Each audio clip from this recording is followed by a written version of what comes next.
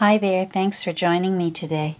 I have a flip through today, finally, a sweet little Christmas journal I just recently finished.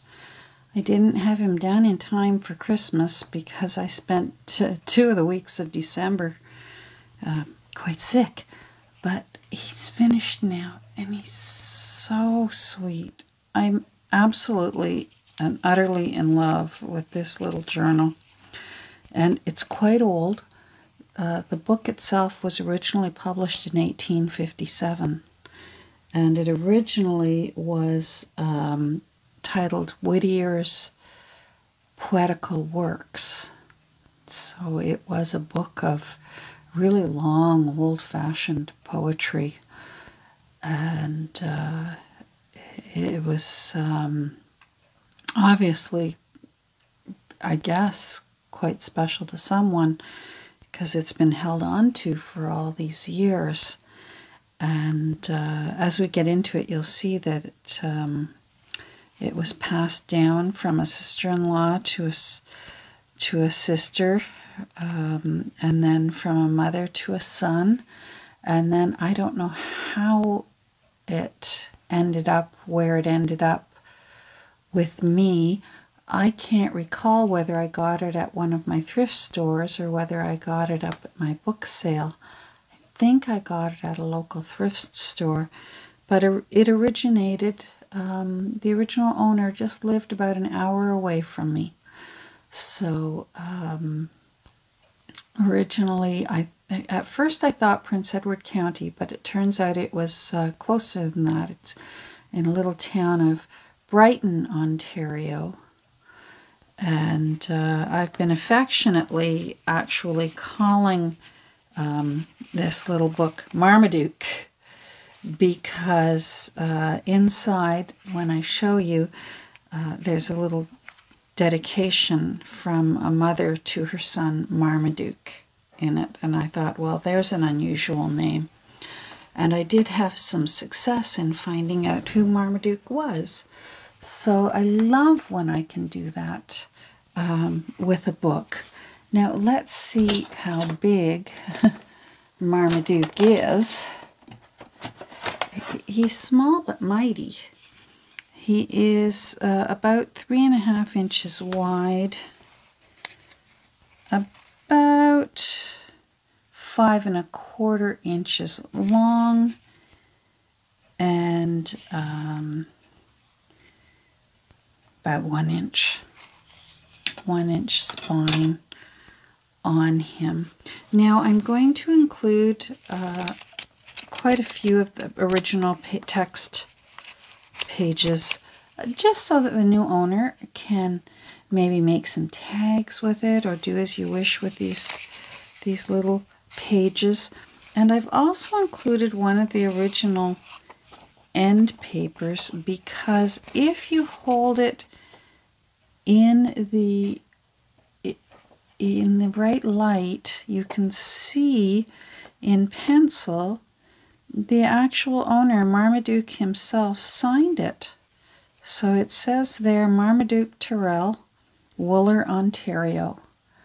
And Wooler, Ontario is a little bit north of Brighton, so that makes sense that Marmaduke would end up in Woolerton, quite close to Brighton.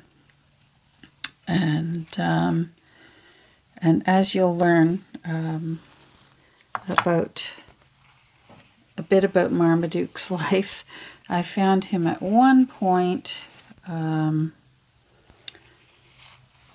It said his occupation was a sailor, and then at another point the census said his occupation was an undertaker, and then eventually, sadly, he died. He was hit by a train at the train station up in Wooler. I shouldn't say Woolerton, Wooler, Ontario. So, but I was fortunate enough to find a picture of him. But let's not jump ahead. I made, because the cover is rather plain, but I liked it, I wanted to leave it plain. The spine was needed some help, and I wanted it to look kind of pretty, so I covered it in lace, and I added a little bit of gold gilding wax to it to make it nice and strong. I sewed around the edge because the book cloth was trying to lift off. Please keep in mind, this little book, 1857, this is an old book, but the little embossing on the front cover is an oil lamp, and there's a moon and stars, and I just thought that was kind of appropriate for the Christmas season. And with the stars up in the skies and the oil lamps, I mean, that's frequently what they used for light in the evenings. Now, I've also added some metal corners. Those are not original to the book, and I've added them on because, again, this little book was showing its age. But in order for it to definitely look like a Christmas journal, I made this book plate, and I just put a little Tim Holtz tab on there that says memories with some cheesecloth. Now, the cool thing about junk journals is if you don't plan on filling this book with memories, you can lift that off and you can put your own word snippet on there. Junk journals are cool like that. You can personalize them. If I've done something in it that you're not enjoying, you can take it out, you can collage over it. They're so flexible, and I think they get even cooler looking the more you play with them. So, but that's what I've done there. And with this sari silk in a beautiful rich burgundy type red, you can tie this shut, because I have a feeling once you're done with it, because I had a lot of fun with it, this book's going to be quite full. So now if we turn this over, you'll see here I had a bit of fun collaging on the back of the card, and I've put in a little journaling card, a little tag here that you can write on. I'll put it aside for now. But you'll see here, I was able to find a photo of Marmaduke and his wife Mary. So I made a faux carte de visite, or some people call them cabinet cards. I believe true cabinet cards are a little bit bigger than this size. And so I just put his particulars in. He was born in 1846 and he died in 1912. And he's buried in the Quaker Cemetery in Wooler, Ontario. So I put all those things in, and I just thought that was an interesting little extra to be able to, I hope that's something that you enjoy the way I would, to know who actually owned this book in another life. So let's take a look into this little journal that I've affectionately been calling Marmaduke all along, and it was meant to be. So when you open it up, you'll see it's not very big, but there's 84 pages. There's 4 signatures. I did a hidden hollow back spine. Most of the papers and laces that I've put in are from repurposed sources. There are a few brand new things in here because I did have a little bit of fun with a little bit of Tim Holtz, and I was gifted a little bit of Kathy Holden. But still, I would say the majority of decorating and collaging that I did is with my good old-fashioned fussy cutting out of old Christmas books. Now I've made a tuck spot inside the front cover here, and this is where the original dedication is in it, and you can see here where it was gifted to Mary Tyrrell. I believe it was her sister Effie Tyrrell, or sister-in-law, who gifted the book to her originally in 1871, and then Mary, the mother, not his wife's name was also Mary, but his mother gifted it. It says there, to my son Marmaduke, from his loving mother, Mary Tyrrell. And she gifted it to him for Christmas, because it says there 12/25, and then I believe that is 1883. So I've made a little tuck spot there out of a picture that I backed onto cardstock that was in a book. This tissue paper is the original tissue paper from the book, but I wanted to make it a little Christmassy, so I added some faux cellophane tape. I imagine it's been in the hands of many, many people, and maybe someone at some point decided to just fill it with things of their heart and make it into a tiny little Christmas book. So there's a little wreath here and season's greetings, and I did a bit of stenciling. I think that the stenciling almost looks like church windows. And then wherever possible, of course, I try and reuse pages out of books when I make a journal out of them. And this is one of the original front pages. But I added an old picture of a scene, a winter scene, and I imagine maybe that's what Brighton or Wooler, Ontario looked like in the winter time. And then here is the original front page, so that you won't ever forget, because I did cover up the spine with the lace, but you'll see it's the Poetical works of John Whittier. And this is where you'll see the publication date. Now, although I had a lot of fun in this book, you'll see I left a lot of it blank for you to fill in yourself. I put in lots of pretty laces. I don't believe they are antique, but they're certainly vintage. And they're definitely secondhand, which is what I really look for. When I'm making a junk journal, I like it to be made out of somebody's junk. For the papers that I put in, that I tea-dyed, I hand tore the edges myself, and not even used a ruler. I just tore it by hand to give it a really homey feel to it. And a lot of sewing. The ends have all been tied off, so that if you don't like all these threads hanging out, just trim them off. This is a page out of an old Christmas card book that we used to use once upon a time. So I used the letter M for Marmaduke in the book here. And here's some old paper from a children's composition book. This is a scan from a little Christmas card that was tucked inside my great-great-great-grandmother's Bible.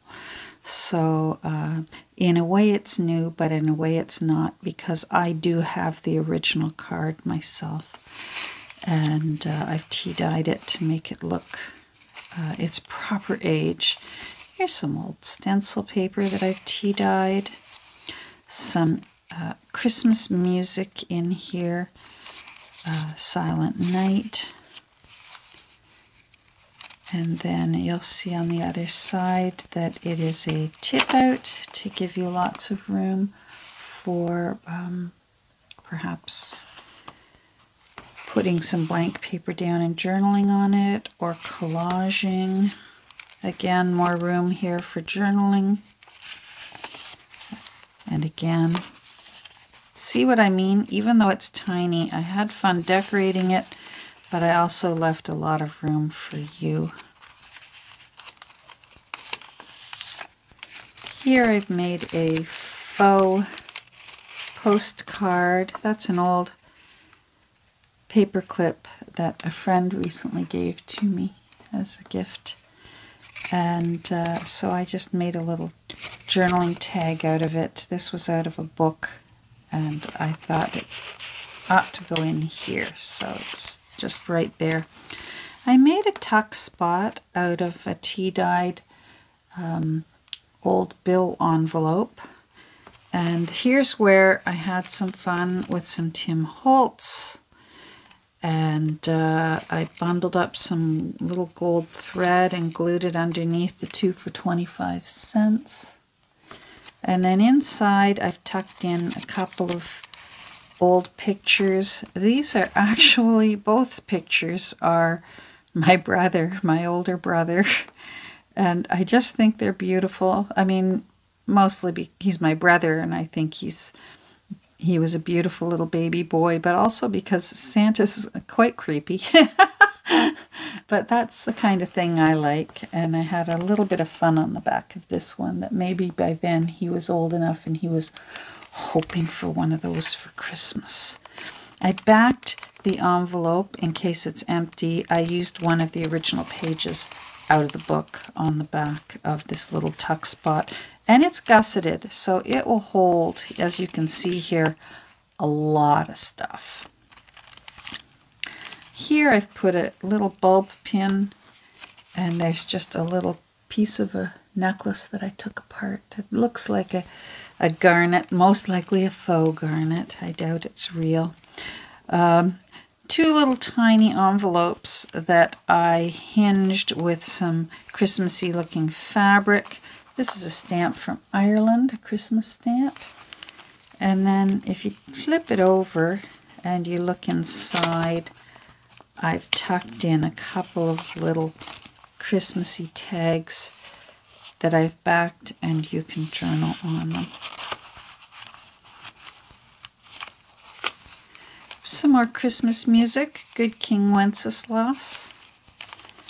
And it flips out. I reinforced it. It was going to fall apart. It was from the 1940s, this book of music, so it needed a little bit of reinforcing.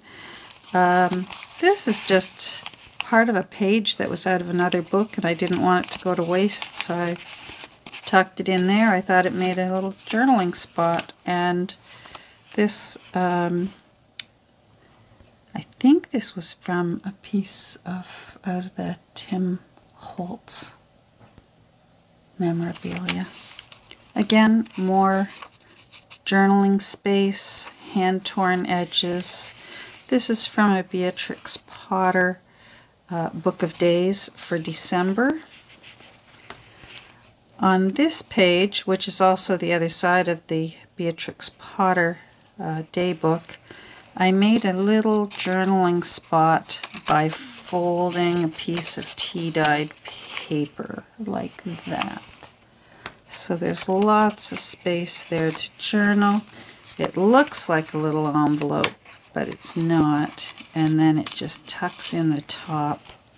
That little angel or cherub or cherubim or a seraphim, I'm not sure which one it is when it's just a head with the wings.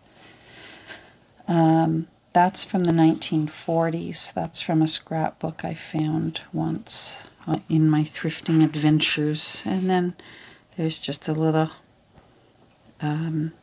Christmas tree candles for sale. So, and I forget where I found that. I think I got it out of a book.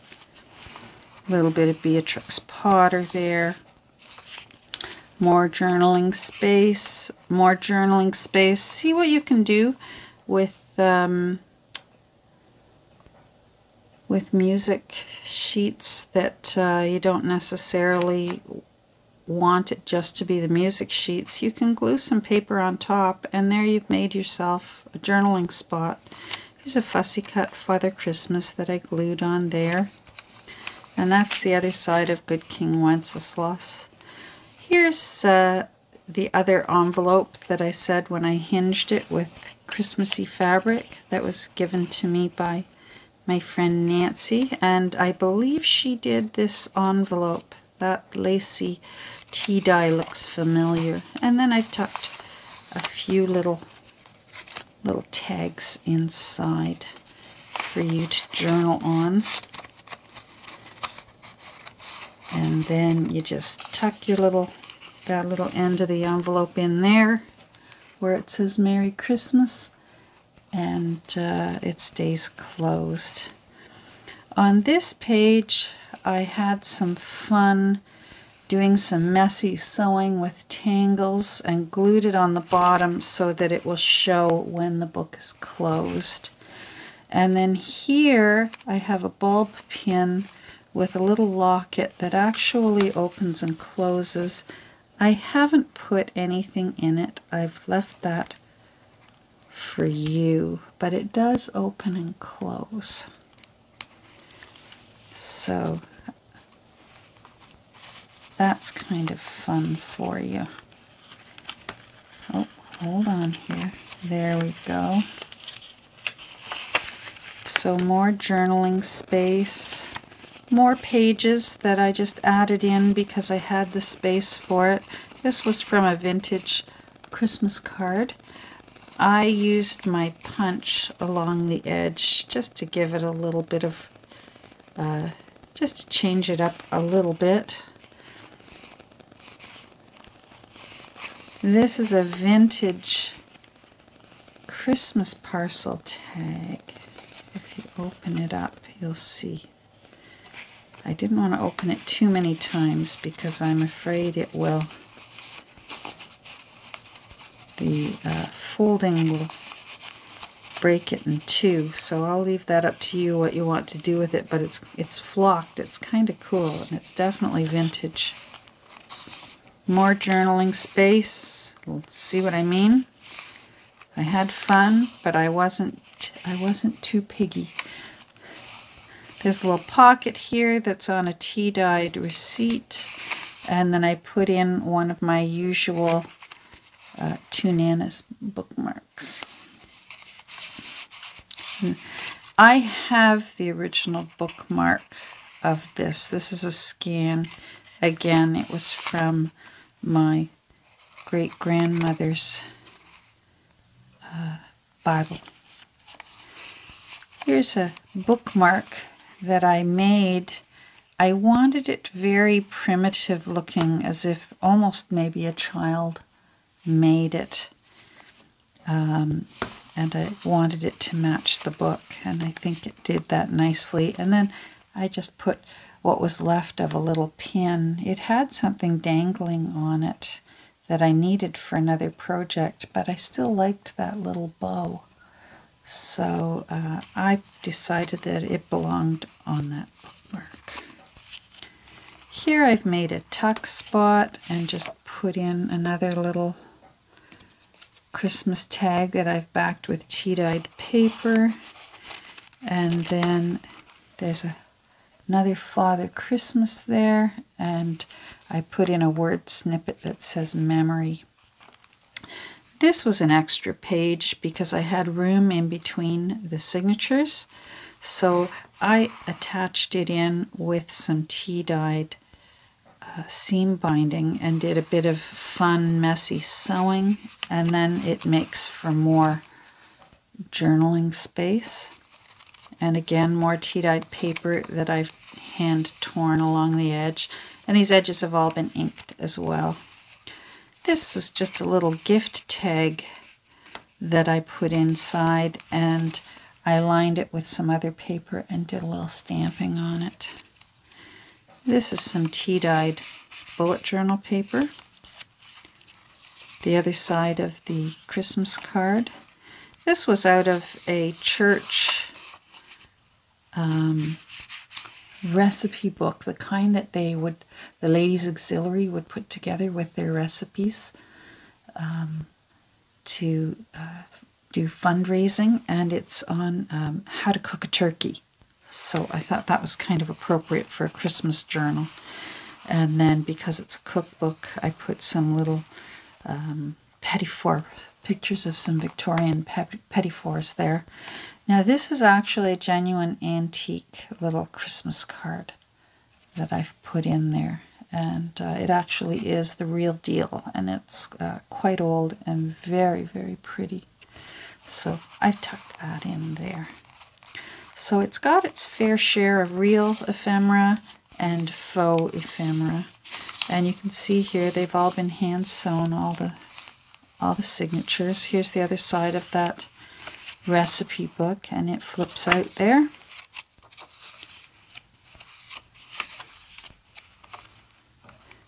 This is a little tuck spot with some illustrations of some little children playing in the snow and out on the ice, and I've made it into a little tuck spot with a tag inside it.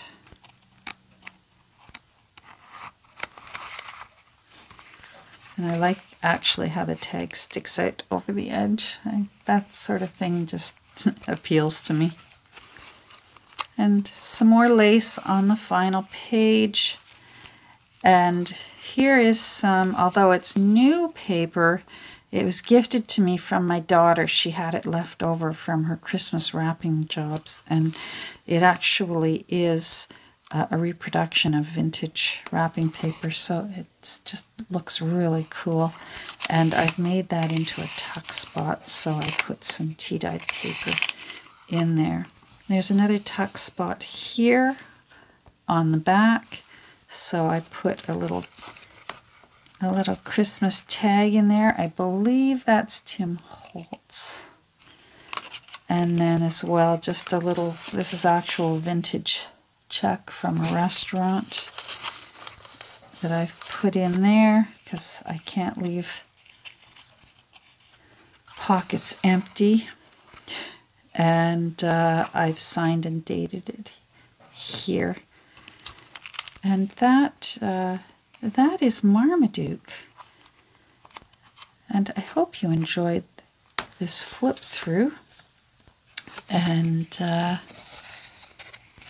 if you're interested in Marmaduke, he will be in my Etsy shop quite soon. I can't say for sure when. I'm hoping later this evening or tomorrow. I'll let you know when I know for sure in the comments below, and I'll also let you know on Instagram. And this will also be going along with it. And as I said, if you see carefully, there's actually Marmaduke's signature that was on. It's hard to see because he wrote it in pencil, and it was on the